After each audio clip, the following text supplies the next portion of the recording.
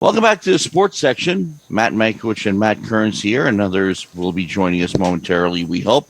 But right now, with us today is Mike McCannell, the longtime Stony Brook men's lacrosse midfielder, and now a member of the San Diego Seals of the National Lacrosse League. He signed in May. And Mike, welcome to the show. Yeah, thank you for having me, guys.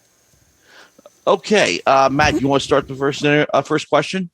Yeah, absolutely. So, Mike, thank you so much again for coming on. And when I was getting ready for this interview, I obviously knew you were from Canada, and just going to the games, I could obviously see a lot of the box style of play from you. And when I was reading your bio, I saw that you had gone to the Hill Academy, and I watch a lot of high school lacrosse myself. My dad went to Chaminade, and we watched the Geico high school championships a lot. So the Hill Academy is like really, in my opinion, the best private school in Canada, and then in the United States, it's one of the top. And for you personally, even being coached by Brody Merrill, I saw that you were named the Offensive Player of the Year in 2016 as a junior. What was like the experience going to such a prestigious lacrosse school, and then how did like that transition when you came to Stony Brook?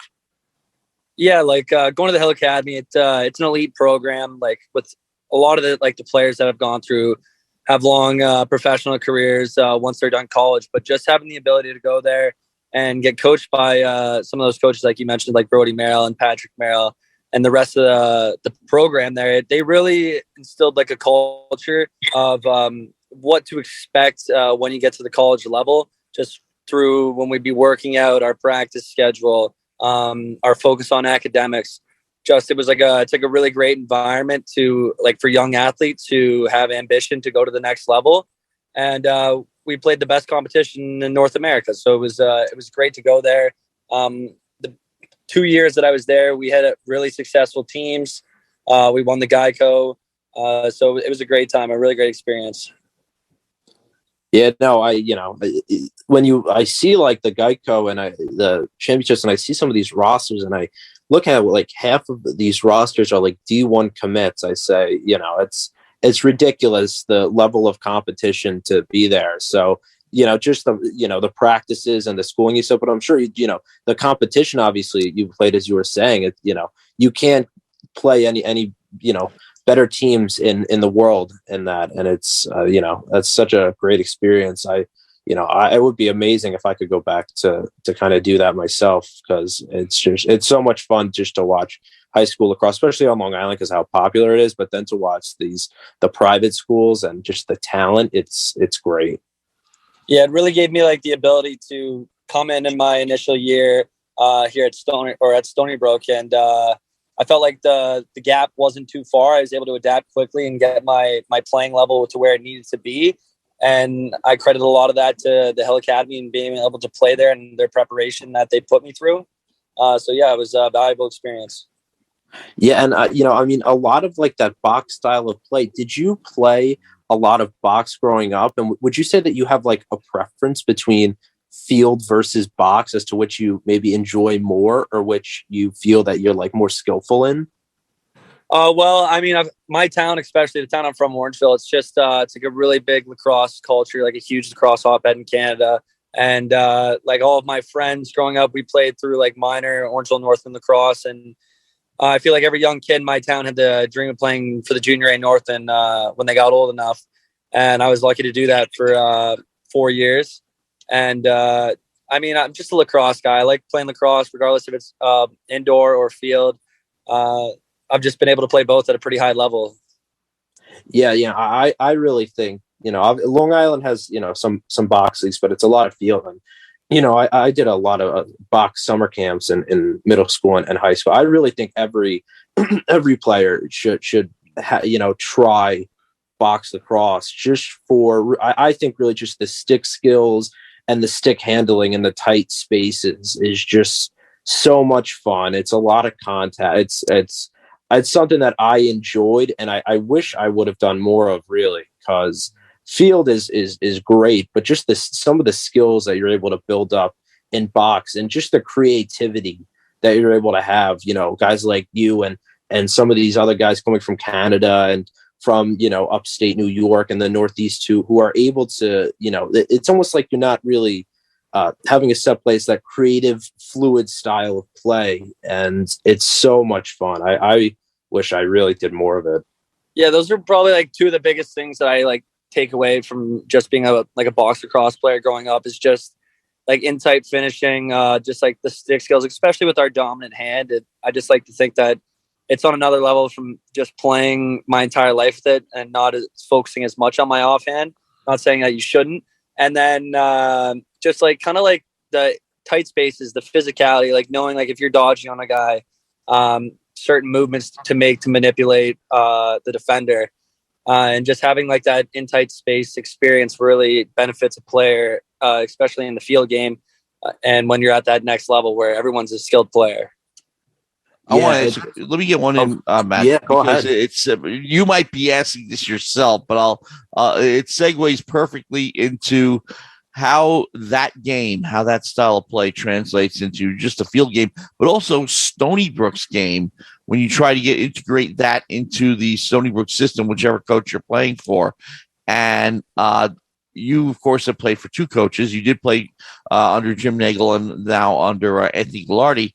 But how did you make it fit, and also in with your fellow midfielders too? How does that style integrate?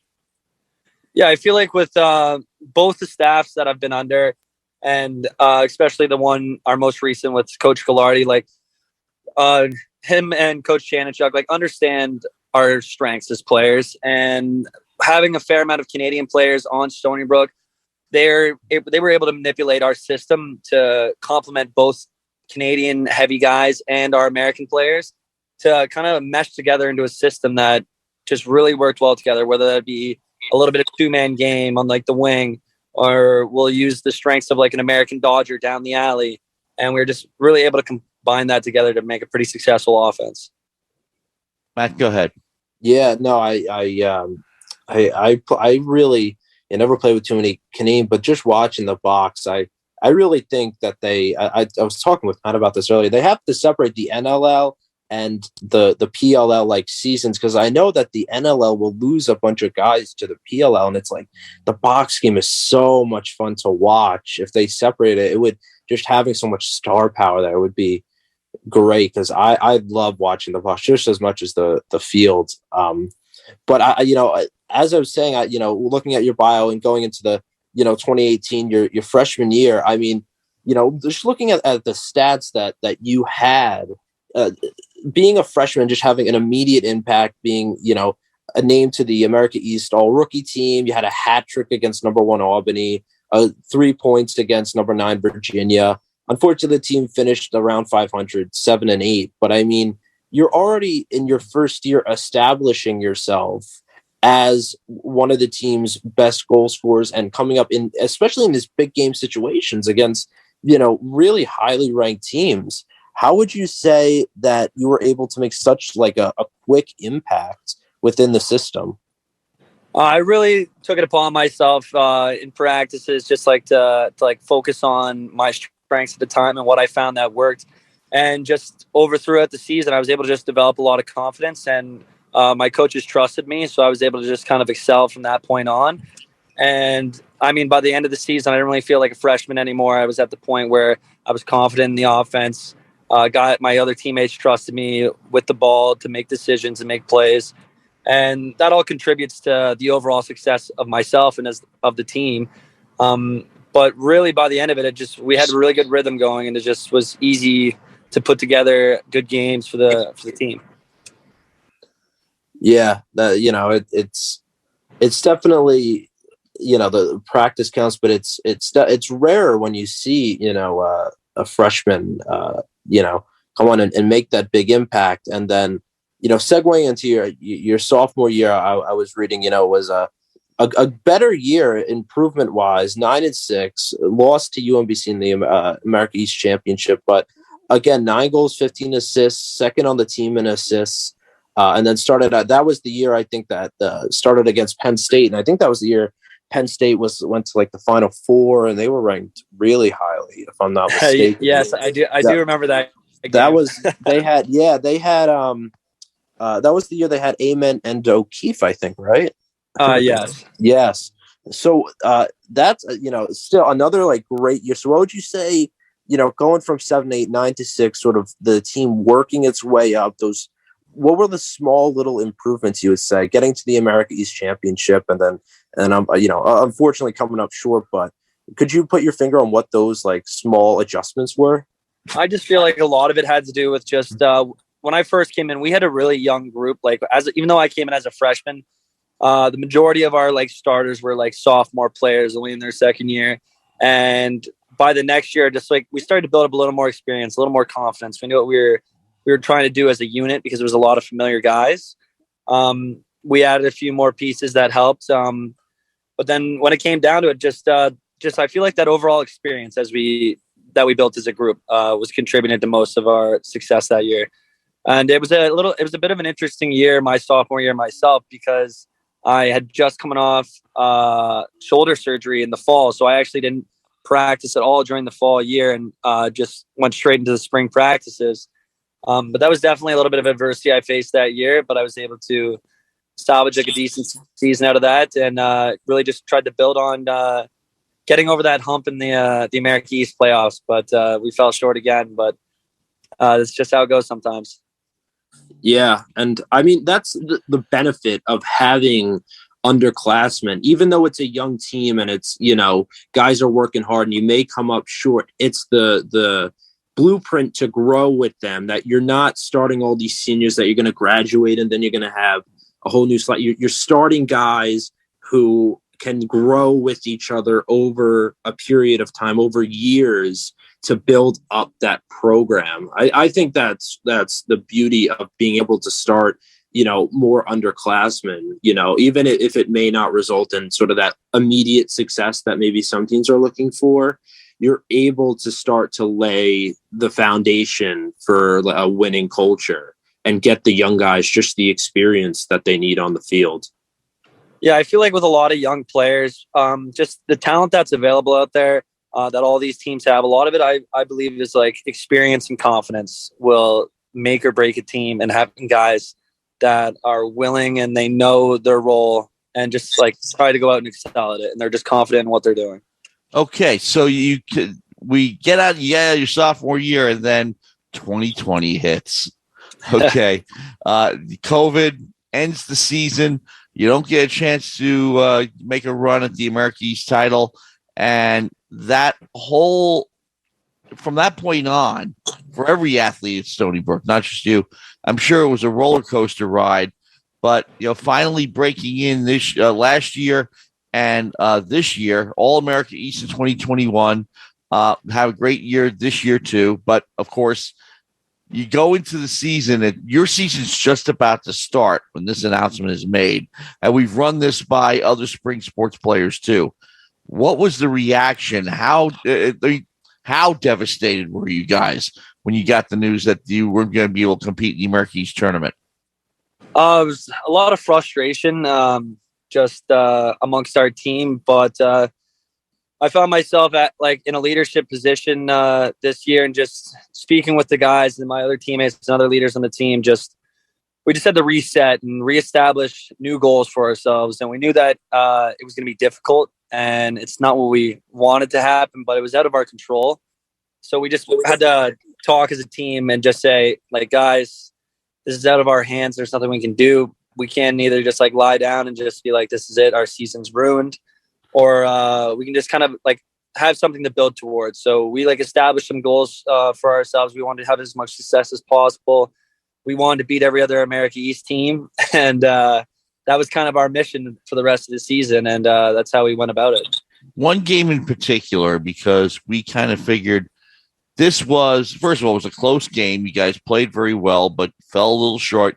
You know which one I'm talking about, Rutgers. And, I mean, looking back especially, that, you think about the what-ifs of that particular game, and you had a good game in that one. But take us through that and its lasting effect on the season, because you guys were like right at the doorstep of knocking off a Final Four team. Yeah, honestly, we went into that game and we just had a ton of confidence. We scouted them very well. We had a great game plan in place, and we knew that we had the pieces to do it. And just throughout that game, it's just it's a game of runs, and a couple bounces didn't end up going our way, and that's just how it ended up finishing off. But we definitely, that was a game that we were in, and we could have definitely won, but we just came up short. It was tough, but we just thought in the locker room after, it was close, but not what we wanted. So we just had to move on to the next one. For you in particular, you scored 5 goals in that game, and you're thinking, I scored 5 goals and we still lose?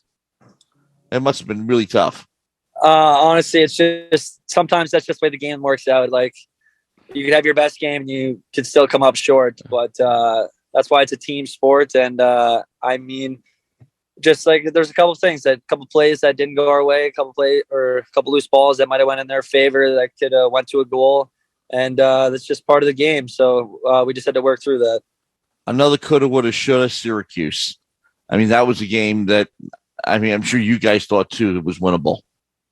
Yeah, definitely. Going into halftime, we honestly thought we weren't playing our best lacrosse at all. We were still in a tie game, and we just had to try to get ourselves back on track to where we know we can play at. And we just kind of fell short in that third quarter, and it was just a little bit of a slippery slope there. There's a lot of things we wish could have went the other way, but that was definitely a game that was another very winnable game for us. Now, we've gone through the 2 tough ones, and Brown we can also argue as well, but overall this past season, what game was your favorite in terms of how the team performed, how you performed, how everything worked together? Oh, my favorite game.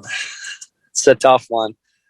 I honestly think one of my favorite games with the team as a whole, I thought that our road trip to Dartmouth, we were facing a lot of adversity at that point in the season, and we had a long road trip to play a strong Ivy League competitor, and we were able to end up coming out with that win, and it was a good time for the team, a good moment for us, just because the road, going on the road is always fun, and to come out with that win at a different a non-conference opponent's our stadium was it was great for the team.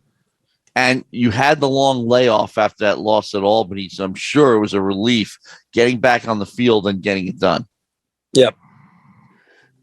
Matt, go ahead. Yeah, no, I was just listening, and just, we asked all the athletes we had on about the CAA, and that was probably one of the more mature answers.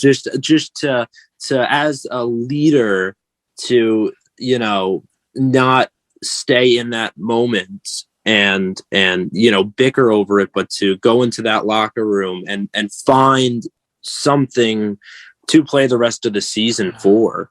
I don't know if I can do that. I don't know if a lot of athletes are able to do that. Where did you start to get that sense of maturity and leadership from? Did it start younger? Was it at the Hill Academy, or when you got to Stony Brook? Where did you sort of find that role for yourself? Well, I've always found myself as just I wouldn't say just a social person, but someone that is pretty determined, and I like to bring my teammates along with me. I've been a part of a lot of good cultures, especially the Junior A Northman culture when we went and won the Minto Cup in 2019, and especially as you said, from the Hill Academy, just the culture that they put forward there. It's meant for building leaders and building athletes. And that's really affected me throughout my entire career and through my high school years. And it's just paid off down the line. It's just become kind of part of who I am. And I was able to just try to bring that to Stony Brook, especially being put in that position by my teammates. I wanted to take it upon myself to make sure that our team stayed together no matter what was dealt our way. Yeah, no, most people would have probably sputtered and I give you guys credit for finding something and saying, what, if the America East is gonna do this to us, we're just gonna try to kick the butts of all the rest of the America East teams on our schedule. That's a creative way to look at it, to be like, well, what, if they're gonna to give us this, we're gonna try to give it right back at them. So I can definitely respect that. That was, I really don't know how I would have honestly dealt with that. And then if in terms of the future for Stony Brook, the move to the CAA, as much as you're not going to be a part of the next year's team, what do you think the expectations are, not only for Stony Brook men's lacrosse next year, but also the expectations they should have, within the CAA, within that higher level of competition? Yeah, I'm super excited for the guys in the other Stony Brook programs that are moving to the CAA next year. They're definitely going to have like this top tier competition in this conference. And honestly, one thing I'd say is that just from playing at Stony Brook and against out of conference opponents for the past 5 years, I feel like Stony Brook's going to go into the CAA and kind of just like shake the league up a little bit. I feel like they're going to go in there and be a competitor right away. And I'm excited to see what they can do this year. Yeah. Okay. Looking ahead to the future now that you have been drafted and now signed with the San Diego Seals of the National Lacrosse League. First off, judging from the date you signed, now, were you able to get in on their last playoff game at all? Yeah. So I signed with San Diego at the beginning of the Western Conference Final against Colorado, and I ended up playing Game 2 and Game 3, which was an incredible experience. I really had to prepare myself to be put into a situation where it was do or die lacrosse games in the Western Final of the NLL playoffs. So, but it was a great environment getting there with my teammates. These older players, they really got me up to speed quickly. The staff there trusted me, and they put me in a position to be successful. So I went out there and I contributed as much as I could. And you were a high draft pick too, so you were definitely in high demand. Now, nice way to get in, contribute during the playoffs. What does the future hold for you in the NLL, and are you considering going into a field league at all? Yeah, I'm super excited for the next season of the NLL. As the team, it's like a very strong core group of players in San Diego right now. And it's definitely possible for us to make a run in the next year or two. As you see, we just fell up short in the West, and I believe we'll be back there again next year. And as for other field leagues, it's definitely an opportunity that I'm looking to explore. I'll just have to see what opportunity is there, but that I'm hopeful that I'll continue to play some field lacrosse. Matt, you want to get one in? Yeah, I played lacrosse throughout high school, and I was never really good enough to play D1, but I love watching. I always go to the Final Four every year. And, as a kid growing up, I had a couple players where I was like, man, I really want to try to integrate a lot of their game into my play. I think every sort of kid has that in every sport, whether it's football or basketball, hockey, whatever. In terms of lacrosse, as you were growing up and watching, then it would have been the NLL and also the NLL. Who did you have like a sort of a player that you just really wanted to, that you really looked up to, and sort of someone that you tried to learn a lot of skills from on tape, or just resembles some of their style of play? Yeah, I guess from what I can remember, when I was younger, I was a big Toronto Rock fan growing up. And I felt like offensively, I want to kind of mold my game after Colin Doyle. He was a pretty big influence on my lacrosse career. He was my favorite player growing up. And I tried to take some of his offensive abilities and apply it to my own game.